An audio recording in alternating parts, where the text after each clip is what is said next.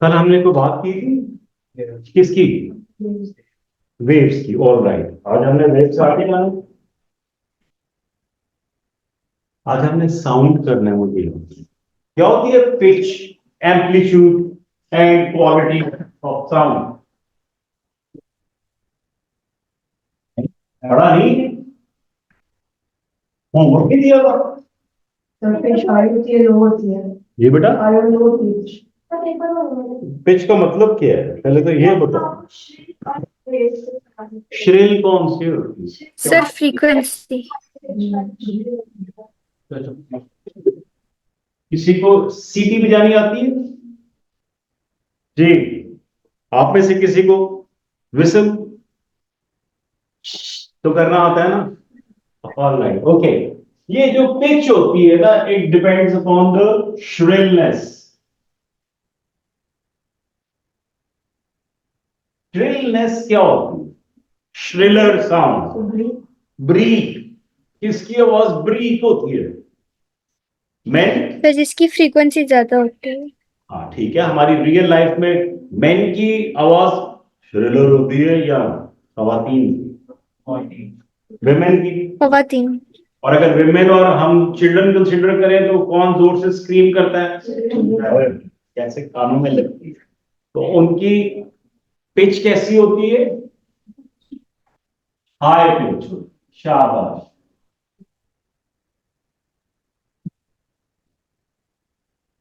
High pitch का क्या मतलब है? More frequency, high frequency. Children and women.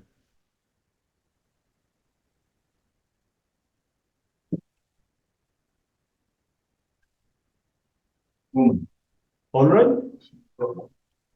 ये जो दूसरी वाली होती है, ये जो भारी है, उसको कैसे कहते? ग्रे। या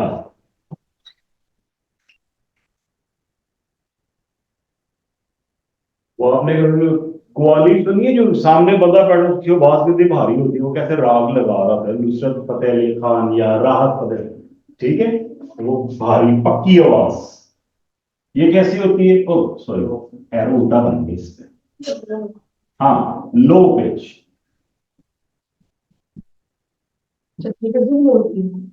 ऑब्वियसली लो फ्रीक्वेंसी हो जाएगी, क्योंकि पिच किस पे डिपेंड करती है बेटा?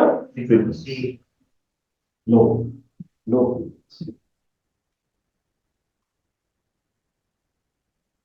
यूजुअली मेन दे हैव, वो कहते हैं वो बेस वाली आवाज है, ये वो बेस वाली आवाज। ओके। अब ये जो आप लोग मुझे टेक्निकली बता रहे हो sir, high pitch and low pitch, अगर मैं इसका कर्व या ग्राफ बनाऊं,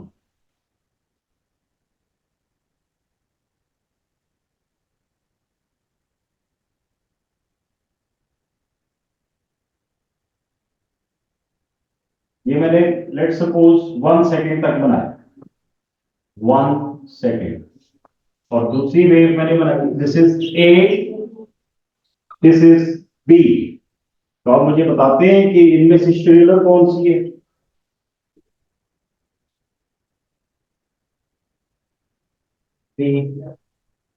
ए और B, which one of them is shriller? B. B, क्योंकि उसकी 1 सेकेंड में कितनी वेव्स हैं? 5.5। 5 पॉइंट और 5। 4। शाबाश। 1 2 3 पॉइंट, और ये 1 2 3 4 5 पॉइंट। ओ शाबाश, वेरी गुड। और ये कैसी साउंड है? 1 सेकेंड।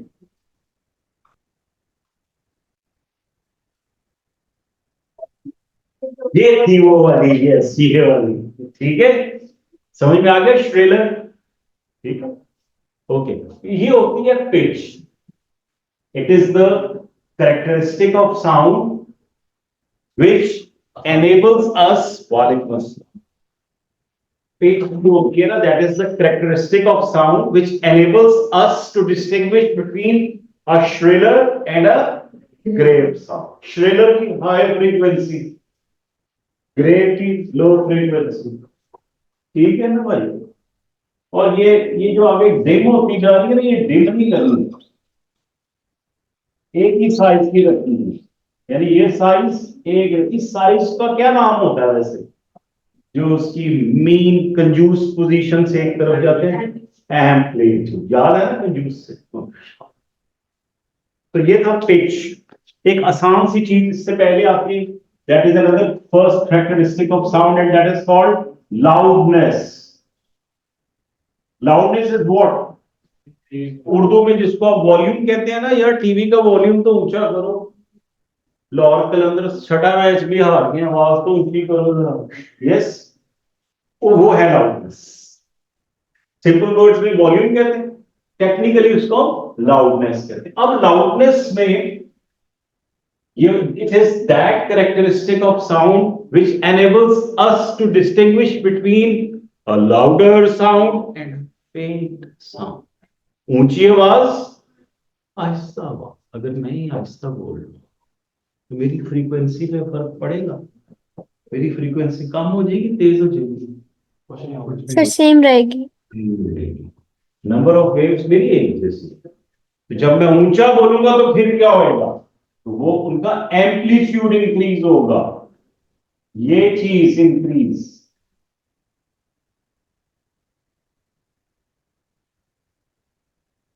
ऐसा तो नहीं होता गुस्से में आपके पेरेंट्स में से कोई एक जोर से बोले तो उनकी आवाज नहीं चेंज नहीं होती, सिर्फ आवाज लाउड होती है। ठीक है ना? उसके साथ ही हाथ में कोई चीज भी आ जाती है। या ऑलराइट, समझ गए लाउडनेस का क्या मतलब है? लाउडनेस का मतलब है दिस कैरेक्टरिस्टिक ऑफ साउंड। देख लो, काम आएगी किसी वक्त। Loudness enables us to distinguish between a loud, और loud का ऑपोजिट क्या है? faint, faint sound, धीमी आहिस्ता आवाज। कभी कभी घर में कहते हैं बेटा आहिस्ता बोला करो प्लीज, ये वो वाला फेंट। ऑलराइट, फेंट ही नहीं हो जाना। Yes, sir.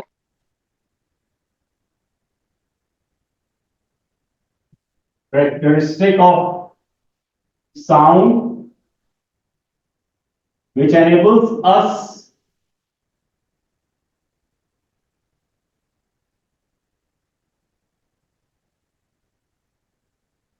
to distinguish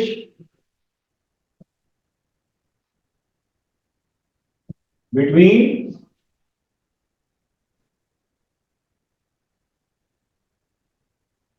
loud and a faint sound.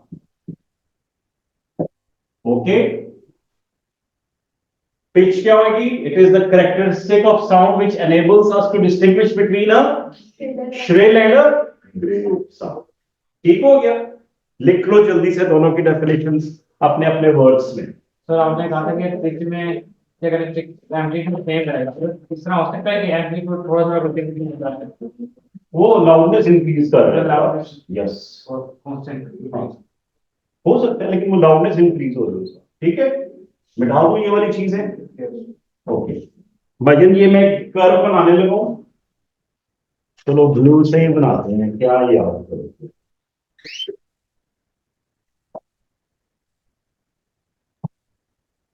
ये एक साउंड का वेव,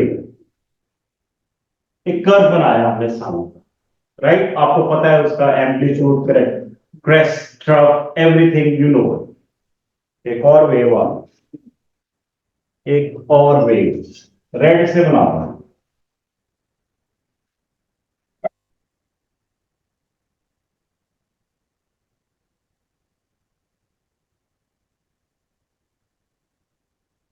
और रेड और ब्लू में क्या फर्क है यार? कुछ श्रिलनेस का डिफरेंस है, लाउडनेस का, फिर किस चीज का फर्क है यार मोहम्मद? क्वालिटी ज्यादा है। मैं वैसे पूछ रहा हूँ, क्वालिटी का अलग quality. Supreme quality, it's not that quality. अच्छा, पहले तो मुझे ये जो है ना दाऊद ये बताएगा, दाऊद रेड की फ्रीक्वेंसी हाई है या ब्लू की फ्रीक्वेंसी हाई है? सर रेड की है। क्यों भैया? नहीं सर, ब्लू की है, ब्लू की है। रेड की ज्यादा है? नहीं सर, ब्लू की है ज्यादा है। ब्लू की ज्यादा है। कितनी है वेव्स यहां से लेके यहां तक? 1 से 2। ब्लू भी 2 है, रेड भी 2 है। फ्रीक्वेंसी तो नंबर ऑफ वेव्स पे डिपेंड करती है। लेट्स सपोज यहां तक 1 सेकेंड था, तो ब्लू कितनी है? 2 वेव्स। रेड कितनी है भाईजान? सर रेड भी 2 है।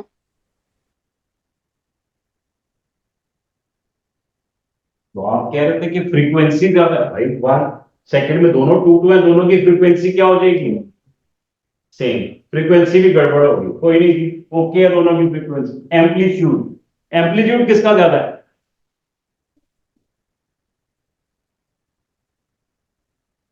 ब्लू का। ब्लू का एम्पलीट्यूड ज्यादा है। शाबाश, कौन सा है ये? अच्छा, सर दोनों सेम है उनका एम्पलीट्यूड। पिच जो फ्रीक्वेंसी पे डिपेंड करती है वो तो सेम है। सेम, दोनों की पिच सेम होगी। Amplitude, loudness, that is same. से कोई इतना टिड्डी सा कोई फर्क नहीं पड़ता होता। ओके, सर बट नीचे तो फर्क है। कोई भी नहीं फर्क है यार। ये लो, ये मैंने सिर्फ उसको दिखाने के लिए नहीं यूज किया था, मैंने ये कर दिया। कितना फर्क आ गया बता दो मुझे। ठीक कर दिए, जान के ऐसा बनाया ताकि आप कंफ्यूज हो जाओ। अबान हर चीज सेम है, इसकी एम्पलीट्यूड भी, फ्रीक्वेंसी भी, वेवलेंथ भी, ये वो ये वो। फिर भी फर्क है, सेम तो नहीं है ना मोहम्मद साहब? जब दो एक जैसी सिमिलर साउंड्स हो फिर भी हम दोनों में पहचान लें, उसको कहते हैं क्वालिटी। ठीक है, मसलन आपकी गाड़ी का हॉर्न है, श्रिल है, ग्रेव है? चलो, किसी का श्रिल है, किसी का वां ई इस तरह करके है ना, किसी की बाइक है। तो जब भी भाई या अबू या जो भी आता है गाड़ी पे, वो हॉर्न बजाता है तो आपको पता लग जाता है ओ आ गए, गेट खोलो। सबकी दौड़ लगती है, जाके गेट खोल तो चलो जी गेट। ऐसे ही होता है ना। नेबर्स के पास भी है वही गाड़ी या बाइक, उसका भी हॉर्न बिल्कुल सिमिलर है। जब उनकी का वो पापा बजती है, हॉर्न बजता है, तो जाते हो फिर पहचान लेते हो ना फौरन, ये हमारी गाड़ी का नहीं है, ये तो साथ वाले हैं। होते हैं ना।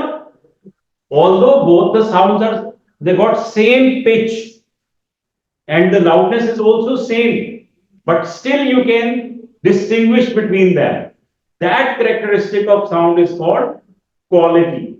उसको क्या कहते हैं? हाँ, तो ये वाली फिर भी आप डिस्टिंग्विश कर रहे हैं तो इट इज क्वालिटी। क्वालिटी ये वो वाली नहीं है जो चाय दानेदार क्वालिटी या सुप्रीम नहीं। इसको हम टेम्बर भी कहते हैं। लिखते टिम्बर है, पढ़ते टेम्बर है। ये क्वालिटी का दूसरा नाम है। ये देखो मैंने ऊपर एक मॉडल डेफिनेशन लिख दी है। क्वालिटी के आगे लिखो characteristic of sound which enables us to distinguish between two sounds of nearly same pitch.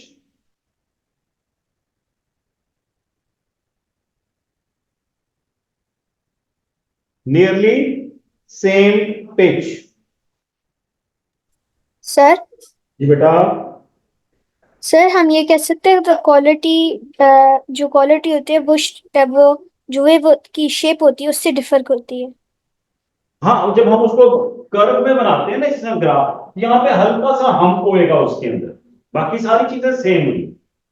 ठीक है, ठीक है सारा बेटा। फ्रीक्वेंसी भी सेम है, दैट मीन्स पिच सेम है, लाउडनेस सेम है, सिर्फ हल्का सा वेव के अंदर हल्का सा कर्व। ओके, अब मैं एक कर्व बनाऊंगा और उसके ऊपर मैं I am going to ask you different questions. अब आपने अपनी अपनी कॉपीज पे write blue and black.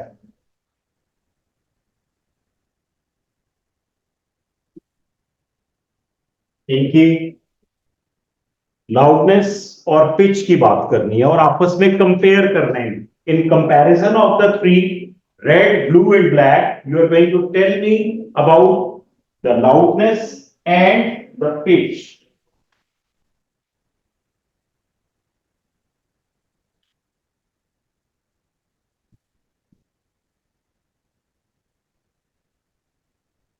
Loudness में, which is the loudest sound in it? Yes. Red got the maximum loudness. ऐसे ही है. फेड कौन सी है इनमें से? ब्लू धीमी. Right, good. हाई पिच कौन है तीनों में से? मैं लिख दूं ना यहाँ पे, high pitch. Red high pitch है.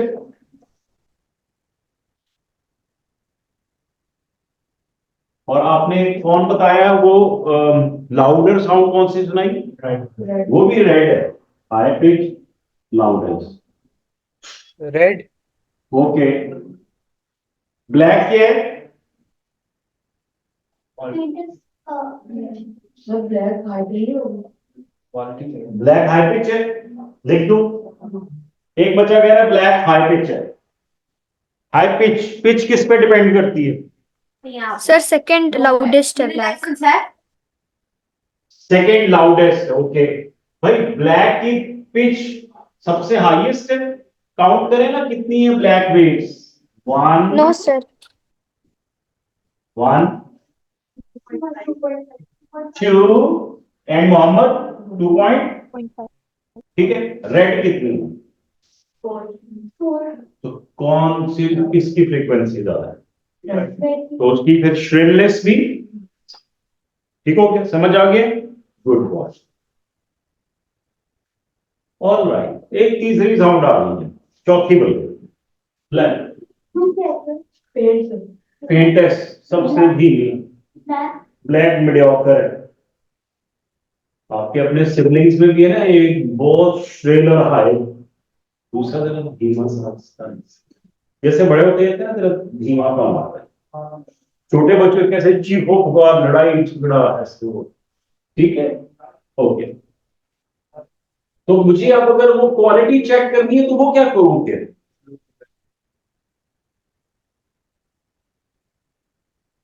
उसके लिए मेरे पास क्वालिटी चेक करने के लिए 2 साउंड होने चाहिए, 3 नहीं.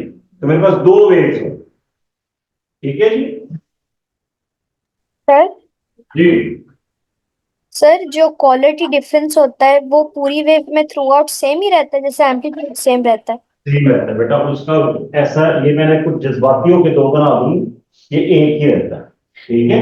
हाँ, ये कुछ ज्यादा ही वो हो गई रहती है, एक्साइटिंग. सॉरी. ऑलराइट. ये ब्लैक वाली वेव ऐसे ही बनती जाएगी और ब्लू के साथ साथ रहेगी. तो दोनों का एम्पलीट्यूड भी सेम है, पिच भी सेम है. बस हल्का सा कहीं पे कुछ ऐसी चीज है जो बस हमें महसूस हो सकती है. ठीक है.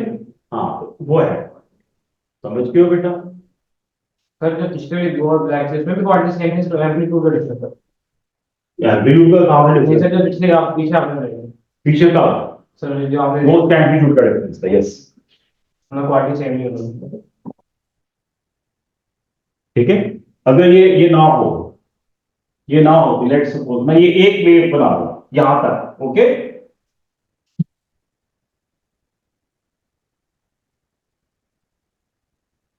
तो मुझे बताओ अब क्या डिफरेंस है दोनों में?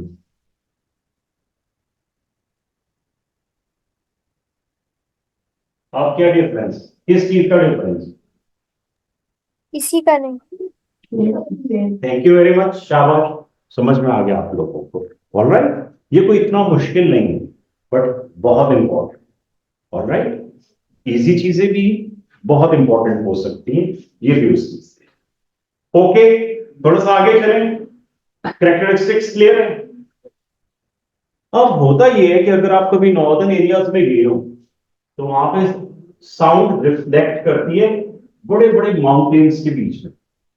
अगर वहां पे जाके आप क्लैप करें या जोर से चीखें तो आपको अपनी ही आवाज दोबारा सुनाई देती है, बार बार रिपीट करके। उसको क्या कहते हैं? एक्को। echo, शाबाश, वेरी गुड।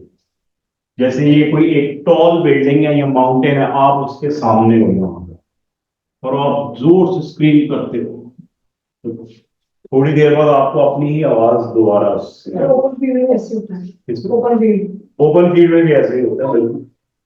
खाली कमरे में भी हो जाता है, इसमें भी हो रहा है ना हल्का हल्का, है ना? क्या तो होता क्या है ये? इसको क्या कहते हैं? एको कहते हैं। और एको एक्चुअल में क्या है? Reflection of sound, it bounces back. बिल्कुल सही अफसा आपने कहा, साउंड वेव यहां से जाएगी, यस, साउंड ये गई और यहां से टकरा के वापस आ गई, टकरा के वापस। जितना आप इस ऑब्स्टिकल से दूर होंगे उतना ही टाइम पर लॉन्ग होएगा आपकी वापस साउंड को आने में।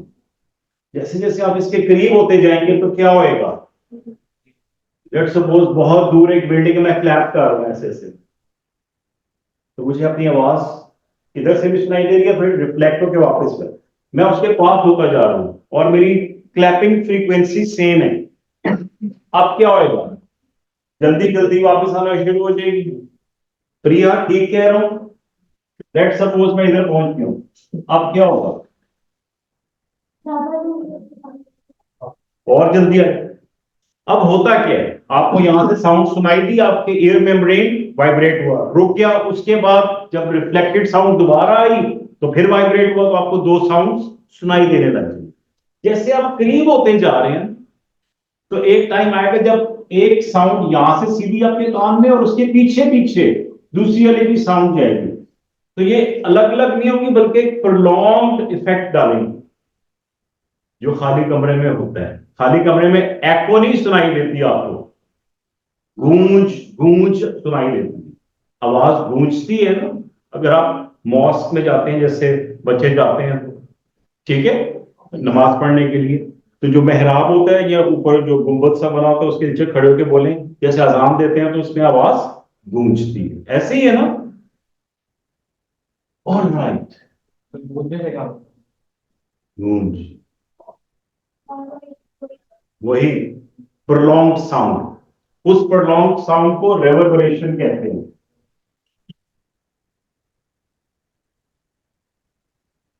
शुक्र है अल्लाह का, ये हमारे कोर्स में नहीं है, एको ही है, ठीक है? लेकिन गूंज को अंग्रेजी में ये कहते हैं, ठीक है? ओके, एको की बात करनी है हमने। एको बिल्कुल वैसे ही है जैसे मैं अगर इस मार्कर को आग लगाऊं इधर से और इसको गोल गोल घुमाऊं और तेज घुमाऊं तो आपका एक पूरा सर्कल बन जाएगा। तो ये कोई सर्कल है भला? तो हमें क्यों सर्कल नजर आ रहा है? हाँ, तो हमारी आंख में इसका इफेक्ट कितनी देर तक रहता है? 1/10 ऑफ अ सेकेंड तक इसका इफेक्ट हमारे आंख पे रहता है, राइट? और अगर उसी दौरान में दोबारा ये वहां पर पहुंच जाए तो वो हमें एक ही चीज लगती है। टॉम एंड जेरी जो पहले कार्टून आया करते थे ना, उनकी ड्राइंग्स बनती थी, ठीक है? उसको फ्रेम कहते थे। लेट्स सपोज ये टॉम है, टॉम ने हाथ यूं किया हुआ है, ये एक फ्रेम इस तरह से पेंट होता था, फिर अगला फ्रेम ये बनता था, फिर ये, फिर ये, फिर ये, इस तरह से ये फ्रेम्स बनते थे। और उन फ्रेम्स को कितनी जल्दी वो फोल्ड करते थे? एक सेकंड में 16 फ्रेम्स डाउन करते थे। तो ऐसा लगता था जैसे टॉम पूरा हाथ यूं हुआ। कितना मुश्किल था पहले, अब तो एनिमेटेड ऐसे फौरन बन जाते हैं, ठीक है? इसी तरह से बेटा हमारे कान में भी 1/10 ऑफ अ सेकंड तक कोई भी साउंड रहती है, और अगर उसी दौरान में दूसरी भी साउंड आके रिफ्लेक्ट यानी होके एको शामिल हो जाए तो we wouldn't be able to distinguish between the two, वो थोड़ी सी प्रोलॉन्ग साउंड लगे, उसको गूंज कहते हैं या रेवर्बरेशंस कहते हैं, ठीक है? समझ आ रही है बात? ऑनलाइन पीपल थोड़ी सी डिस्कशन हुई है, बोरिंग सी, लेकिन आई एम श्योर आप लोगों को कुछ समझ आ रहा होगा। सर जी जी। सर ये एको है और ये आपने जो कहा प्रिलॉन्ग जो वॉइस होती है उसका मतलब क्या है? रेवरबरेशन, एको होती है बाजगश, आवाज का पलट के आना, बाजगश, एको। और रेवरबरेशन गूंज में रहता है। हम गूंज की बात नहीं करेंगे, अब हम सिर्फ एको या बाजगश की बात करेंगे। ऑलराइट, लेट्स सपोज ये एक बंदा है यहां पे, स्पीड ऑफ साउंड कितनी है यार, कोई बताएगा मुझे? 330 meters per second. शाबाश, ये कौन लायक बच्चा है? कौन था ये? हिशाम, कासिम, दाऊद या शाजेब?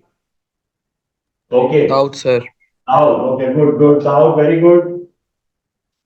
Sham था. हिशाम, चलो फिर स्पीड ऑफ लाइट ही बता दो।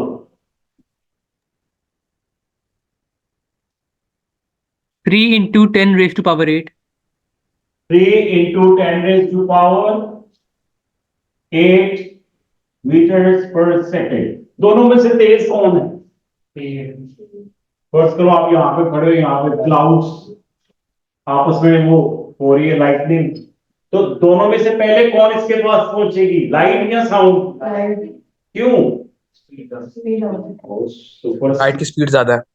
बड़ी हाई स्पीड है। सर लाइट को मीडियम नहीं चाहिए होता। हाँ, और सेकेंडली उसकी स्पीड की देखिए वो द क्वांटिटी, ये इसमें मैंने लिखा हुआ है ना, अगर मैं इसको इस फॉर्म में लिखूं तो ये बन जाएगा मीटर्स पर सेकेंड। अब इसमें और इसमें कितने रुपीस आपको मिले, आप खुश होंगे? और अगर इतने मिल जाए तो कितने, देखा अभी से हंसियां निकल रही है। तो लाइट कितनी ज्यादा तेज जाती है। अगर लाइट की स्पीड से जाए ना तो 8 मिनट्स एंड 25 सेकंड्स में कहां पहुंच जाएंगे? सन पे पहुंच जाएंगे आप। कराची नहीं, सन पे पहुंच जाएंगे। सोच लें आप कितनी तेज स्पीड है लाइट, राइट? तो इसलिए क्लाउड्स जब इस तरह से थंडरस्टॉर्म होता है तो उसमें लाइटनिंग से पहले, और लाइटनिंग पहले आती है और उसके पीछे साउंड आता है। समझ में आ रहा है ना क्यों आता है? हालांकि दोनों at the same time they are produced. Okay, अच्छा जी, ये बंदा यहाँ पे क्लैप कर रहा है, तालियां बजा रहा है, और ये डिस्टेंस है इसका 125 मीटर्स। स्पीड ऑफ साउंड ये है, मैं लाइट की मिटा दूं। गुड, आप लोगों को पता है, very good, I am glad. ये डिस्टेंस है, डिस्टेंस इज इक्वल्स टू ये, speed is equals to this.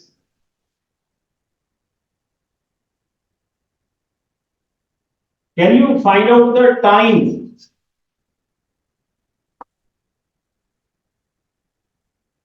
in which the man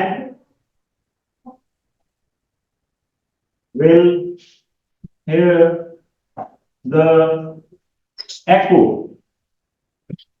Find the time. चलो जी सब लोग जल्दी से प्लीज, टाइम शॉर्ट है क्लास का, तो जल्दी से कैलकुलेट करके बताओ। एक आंसर आ रहा है, टी आ रहा है सर 0.75 7575 कितना आया था? 0.37। 0.37। तो भाइयों को ये टाइम बताओ। 0.37. 37 सिर्फ जाने का निकाल लो कि तुम लोग, साउंड वापस तो नहीं आ रही ना, कि आ रही है? डिस्टेंस कितना ले रहे हो, 125 या 250? भाई साउंड ने वापस कान तक आना है कि नहीं आना? 250। हाँ जी, सारा एक्सेलेंट। ये जरा ट्रिकी क्वेश्चन है साउंड के, एको के, ध्यान से करना है। तो इसमें डिस्टेंस कितना ले रहे हैं हम? Double, 2D। और वापस आने का भी 125 जाना, 125 आना। ठीक हो गया? वही पुराना बचपन वाला, speed is equal to distance over time. 0.75। समझ में आ रहा है? 0.37 क्यों नहीं हो सकता? Why this is wrong? हाँ, ये सिर्फ जाने जाने की थी, वापस आने की नहीं।